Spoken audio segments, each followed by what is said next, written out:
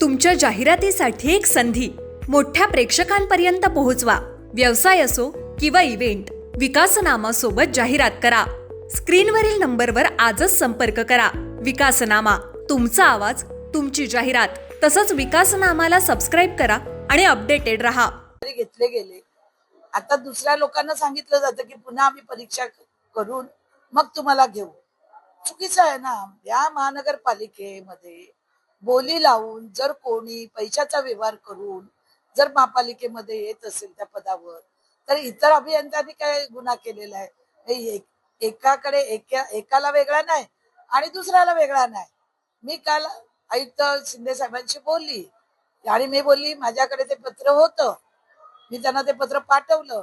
या 3 लोकांना आपण कसं काय नियुक्त केलं? त्यावेळी सुद्धा हे नापास झाले होते, मग त्यांना तुम्ही दिलं ना, आताच्या अभियंत्यांना का नाही?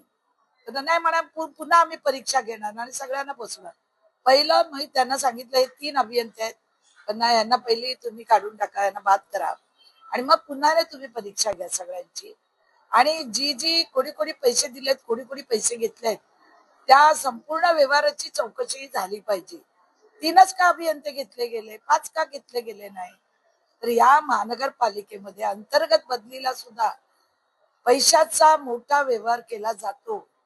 पण आज हे समोर आलेल्या पत्राच्या माध्यमातून काल मी एका अभियंत्यासाठी विचार फोन केला होता, तर पुन्हा परीक्षा घ्यायची आहे म्हणून, म्हणजे एक अभियंत्याला एक नाही आणि दुसऱ्या अभियंत्याला दुसरा नाही, असं हे ज्या महानगरपालिकेत झालेलं आहे त्याची पूर्ण चौकशी झाली पाहिजे अशी मी मागणी केलेली। तुमच्या जाहिरातीसाठी एक संधी मोठ्या प्रेक्षकांपर्यंत पोहोचवा।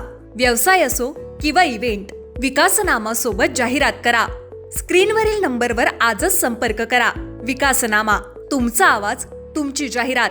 तसंच विकासनामाला सबस्क्राइब करा आणि अपडेटेड रहा।